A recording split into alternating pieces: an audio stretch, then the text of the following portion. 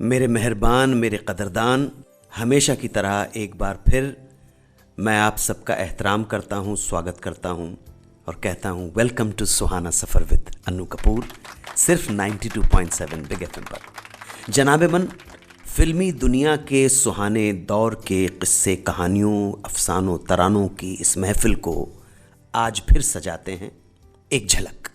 आज मैं आपको सुनाऊंगा कैफ़ी आज़मी की मोहब्बत की दास्तां, कैसे उनकी पत्नी से उन्हें प्यार हुआ और घर वालों के लाख विरोध के बावजूद उनकी पत्नी शौकत ने उन्हें कैसे अपना लिया। मोहब्बत की ये दास्तां होगी आज की महफिल में, और होगा उस घटना का जिक्र भी जो जुड़ी है फिल्म शिकार के गीत के साथ। गीत के बोल, पर्दे में रहने दो, पर्दा ना हटाओ। आज मैं आपको इस गीत से जुड़ी दो दिलचस्प बातें बताऊंगा। पहली बात यह कि यह गीत किस कव्वाली से प्रभावित था, और दूसरी बात यह कि आशा पारेख क्यों चाहती थी कि यह गीत फिल्म में ना रखा जाए। और आज के शो में मैं आपको अनुपम खेर के पिता की कही हुई वो इंस्पिरेशनल बात बताऊंगा जो अनुपम खेर के लिए बन गई थी सफलता का मंत्र। देवानंद कितने बड़े फैन थे अशोक कुमार के, और जब देवानंद ने पहली बार अशोक कुमार को देखा तो मन में क्या इच्छा जागी। साथ ही आज के शो में खुलासा करूंगा कि क्यों पसंद नहीं करते थे मन्ना डे चैरिटी शो करना, क्या वजह थी, क्या कारण थे। ऐसे ही कुछ अफसानों से भरी होगी आज की महफिल, लेकिन अफसानों के साथ होंगे सदाबहार तराने। तो चलिए शुरू करते हैं आज की महफिल। आज सबसे पहले आपको बताऊंगा कैफ़ी साहब के रोमांस के बारे में। बात 1942 की है। एक मुशायरे के सिलसिले में कैफ़ी आज़मी हैदराबाद गए। वहीं पर उनकी मुलाकात हुई एक खूबसूरत लड़की से, नाम शौकत खानम। शौकत खानम कैफ़ी की शायरी से बहुत मुतासिर हुई, और कैफ़ी शौकत की सादगी भरी खूबसूरती से। कुदरत का खेल देखिए कि कुदरत जोड़ियां कैसे बनाती है। ऐसा ही हुआ, जोड़ियां मिल गईं। यहाँ कैफ़ी और शौकत मिले और दोनों में हो गया प्यार। लेकिन शौकत की सगाई उनके कज़न से हो चुकी थी, यानी घर वालों से बगावत करना निश्चित था, और हुआ भी वही। कैफ़ी के प्यार ने शौकत को ऐसा दीवाना बना डाला कि उन्होंने अपने कज़िन के साथ सगाई तोड़ डाली और ज़िद पर अड़ गईं कि वो सिर्फ कैफ़ी से ही शादी करेंगी। घर वालों ने समझाया कि कैफ़ी एक फक्कड़ शायर है, कम्यून में रहता है, पास फूटी कौड़ी नहीं है। लेकिन प्यार की दीवानी शौकत ने इन बातों को नज़रअंदाज कर दिया, और जनाब उधर कैफ़ी आज़मी पर शौकत के प्यार की दीवानगी इस हद तक थी कि कैफ़ी खून से ख़त लिख कर भेजा करते थे। एक दो नहीं, हर डाक में 8-10 ख़त शौकत को मिल जाया करते थे। शौकत के वालिद ने इन दोनों के प्यार का ये जुनून देखा। बेटी को बहुत समझाया कि एक बेहतर ज़िंदगी इस शायर के साथ नहीं हासिल होगी जिसका कोई फ्यूचर नहीं है, जिसके पास कोई सिक्योरिटी नहीं है। पर शौकत न मानी। हार कर उनके पिता उन्हें बम्बई लेकर आए ताकि अपनी बेटी को सच्चाई दिखा सकें। उन्हें लगता था कि शायद बेटी सच्चाई देखकर, ज़िंदगी के संघर्ष देखकर, अभाव देखकर, कैफ़ी आज़मी की मुफलिसी देखकर शायद वो मन बदल दे। लेकिन शौकत पर किसी बात का कोई असर नहीं हुआ। आखिर हार मानकर वालिद साहब ने कैफ़ी आज़मी के साथ अपनी बेटी शौकत का निकाह पढ़वा दिया। दोस्तों, शादी के लिए जो जोड़ा शौकत ने पहना था वो भी उनका अपना नहीं था, बल्कि कैफ़ी आज़मी के दोस्त सज्जाद ज़हीर की बेगम साहिबा का था। इस बात के लिए भी शौकत ने उफ तक नहीं की। प्यार ऐसा ही होता है।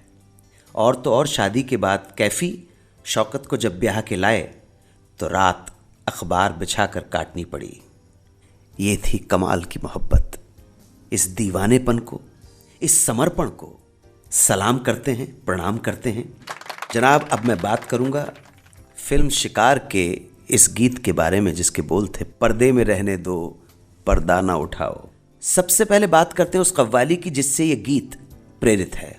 कहा जाता है कि शंकर जयकिशन ने मशहूर कव्वाल यूसुफ आज़ाद और साथियों की गाई कव्वाली से प्रेरित होकर इस गीत का निर्माण किया था।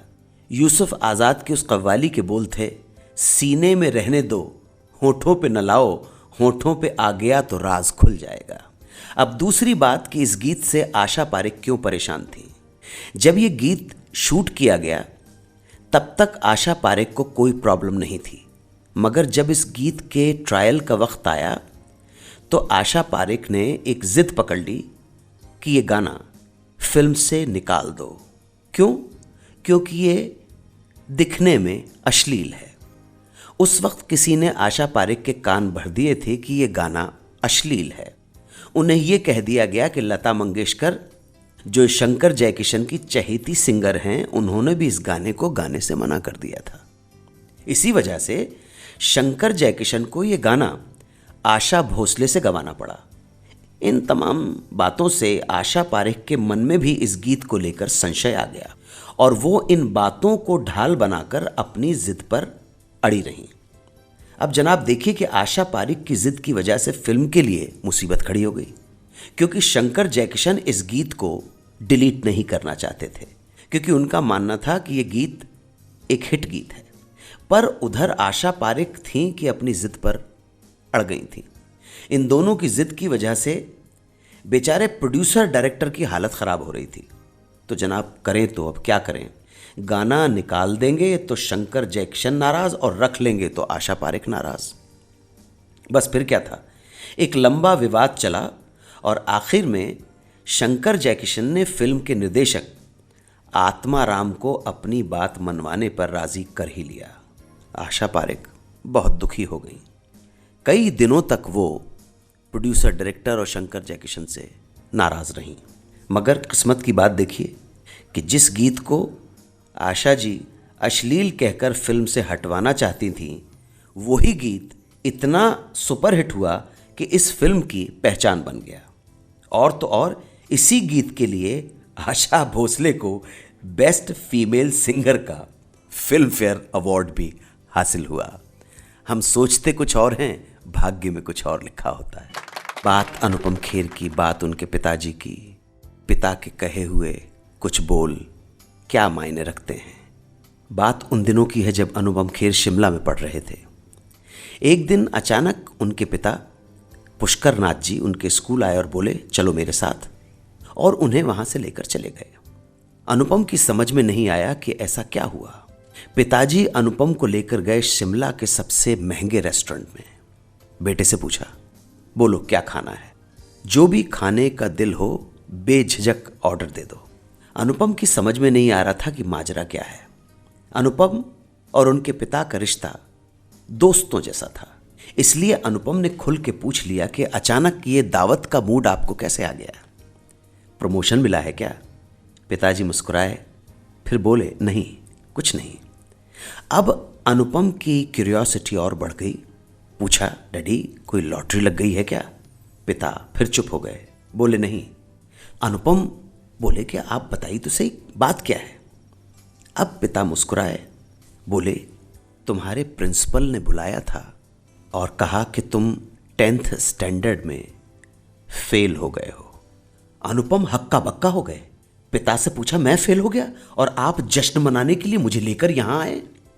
ये क्या है? ये समझ में नहीं आया मुझे।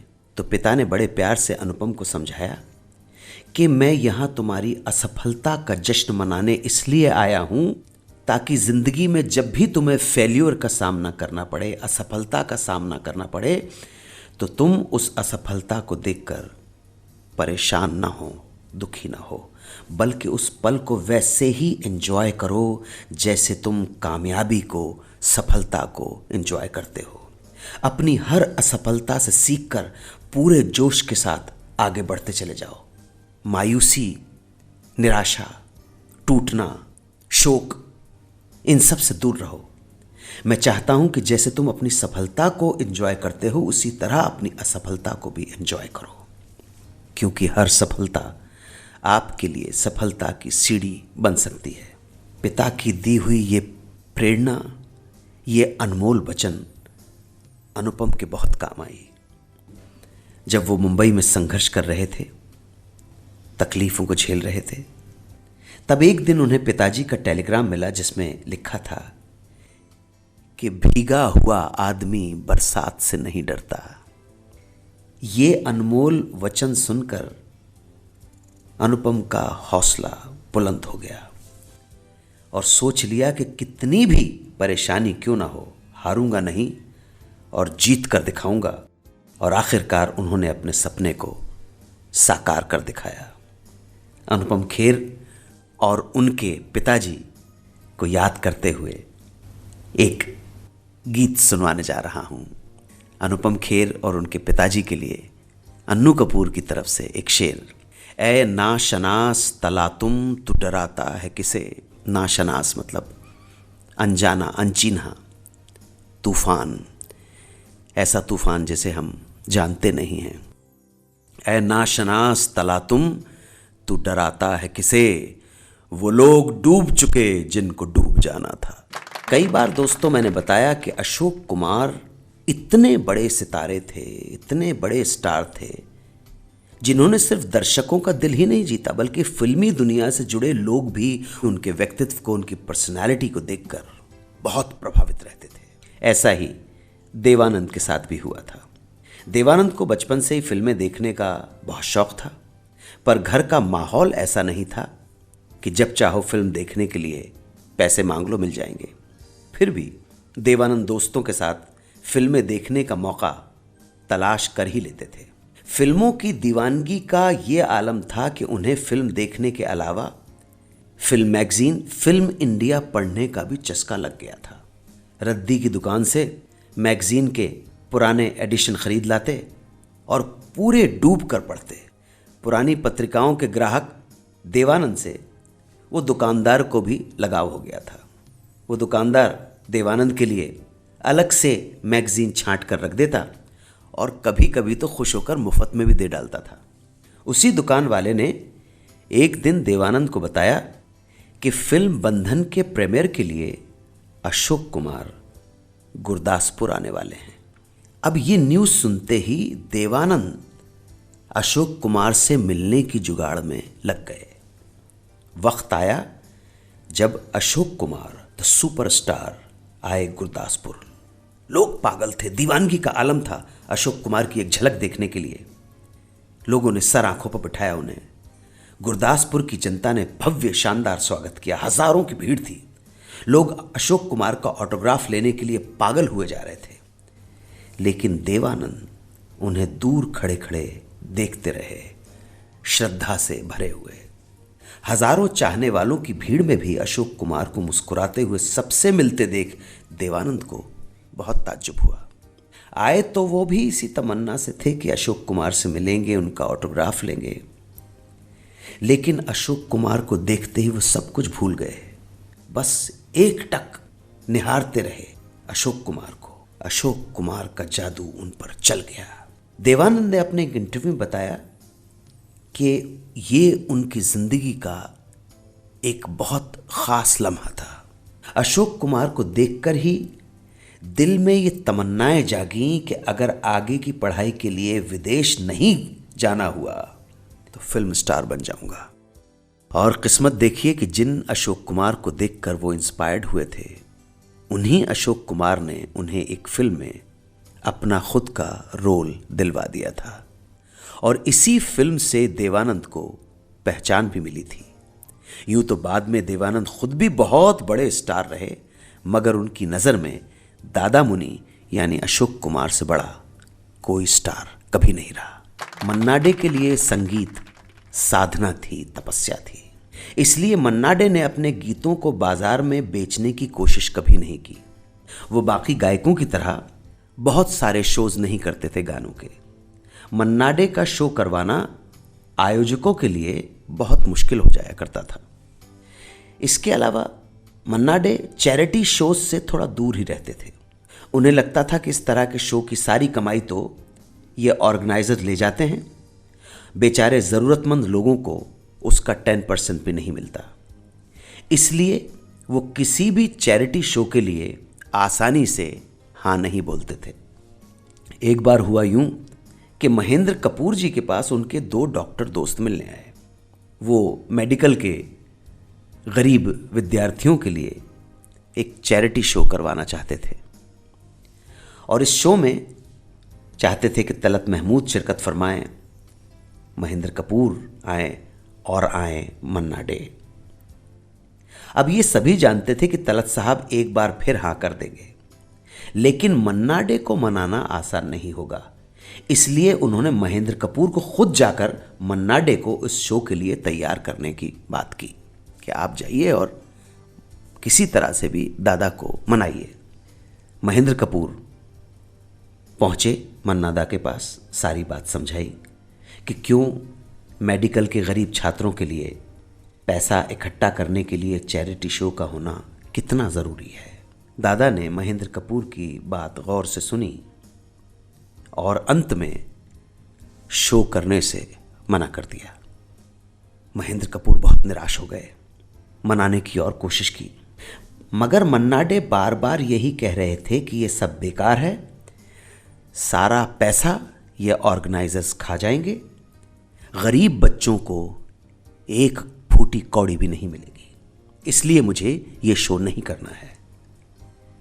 महेंद्र कपूर ने फाइनली मन्ना डे को समझाया कि दादा, मैं इन सब लोगों को, जिनको आप ऑर्गेनाइजर्स कह रहे हैं, ये इन सब लोगों को अच्छे से जानता हूँ। ये ईमानदार लोग हैं, कमिटेड लोग हैं, सिंसियर लोग हैं, ये बेईमानी नहीं करेंगे। मगर फिर भी मन्ना डे नहीं माने। उन्होंने कहा कि मुझे विश्वास नहीं है कि इस शो से होने वाली कमाई का सदुपयोग होगा। फाइनली हार कर महेंद्र कपूर ने कहा कि दादा एक काम करते हैं, आप मेरे साथ चलिए, मैं आपको उस कॉलेज में लेकर चलता हूं जिसके लिए ये शो होने वाला है। दादा मान गए, वहां गए, अपनी आंखों से सारी चीजें देखी, सारी व्यवस्था देखी, लोगों से मिले, सब कुछ समझा और जब विश्वास हो गया कि हां ये ठीक लोग हैं, सिंसियर लोग हैं, ईमानदार लोग हैं, तब कहा कि मैं शो करूंगा और तब तक गाऊंगा जब तक मेरे श्रोता चाहेंगे। दोस्तों, ये शो हुआ और ये शो ज़बरदस्त हिट हुआ और मन्ना डे ने मेडिकल कॉलेज के स्टूडेंट्स से वादा भी किया कि अगर दोबारा बुलाया तो दोबारा वो चले आएंगे, जितना भी कंट्रीब्यूट हो सकता है, आर्थिक मदद हो सकती है, वो करेंगे। ऐसे थे हमारे मन्ना दा। आपने एसएमएस में जो सवाल पूछा था प्राण साहब के बारे में, अपनी ज़ाती ज़िंदगी में भी बेहतरीन इंसान थे, नेक इंसान, और पत्नी भी उनकी उतनी ही नेक थी।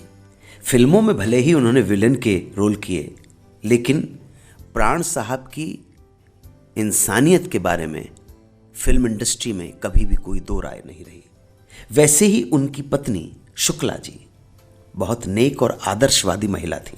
प्राण साहब और शुक्ला जी की शादी 1945 में हुई थी। आज मैं आपसे प्राण साहब और उनकी धर्म पत्नी से जुड़ा एक किस्सा शेयर करना चाहूँगा। बात उन दिनों की है जब प्राण साहब ने फिल्मों में काम करना शुरू कर दिया था, लेकिन ना तो बहुत ज़्यादा फिल्में थी उनके पास और ना ही पैसे। एक बार पत्नी के साथ होटल में गए खाना खाने। खाना तो खा लिया, लेकिन बिल कितना आएगा इस बात का उन्हें पहले से अंदाज़ा नहीं था। खाना भरपूर खाया, छक के जब बिल आया तो प्राण साहब के होश उड़ गए। जितने पैसे थे जेब में, बिल बहुत ज़्यादा था। करें तो क्या करें, अचानक की समझ में नहीं आ रहा था। मरता क्या ना करता, सोचा कि चलो होटल के मैनेजर से बात करते हैं, रिक्वेस्ट करते हैं कि भाई जितने हैं ले लो, अभी बाकी के बाद में चुका देंगे। पर हिम्मत नहीं हो रही थी। अब देखिए उनकी पत्नी कितनी समझदार थी। उन्होंने प्राण साहब के मन में चल रही बेचैनी को भांप लिया और उनसे कहा कि आप फिक्र ना करो, मैंने जो पहना है जेवर है मेरे पास, जाइए उसे बेच दीजिए आसपास की किसी सोने की दुकान पर और बिल भर दीजिए। तब तक मैं यहां बैठती हूं। प्राण साहब को यह बात भी गवारा न थी कि पत्नी का जेवर बेचकर बिल भरा जाए, लेकिन शुक्ला जी ने उन्हें समझाया कि मैनेजर के सामने विनती करने से बेहतर है जेवर बेच देना, बाद में जब पैसे आएंगे तो नया खरीद लेंगे। प्राण साहब को आखिरकार बीवी की बात माननी पड़ी और उन्होंने वैसा ही किया, जेवर बेचा और बिल भरा, लेकिन किसी के आगे झुके नहीं। दोनों ने अपना जीवन, प्राण साहब ने भी और उनकी धर्मपत्नी शुक्ला जी ने भी, बहुत ही डिसिप्लिन के साथ, बहुत ही ईमानदारी, सादगी के साथ, आदर्शों के साथ अपना जीवन व्यक्त किया। प्राण साहब को श्रद्धांजलि देता हुआ और शुक्ला जी को याद करता हुआ, प्रणाम करता हुआ, नमन करता हुआ एक गाना सुनवाऊंगा।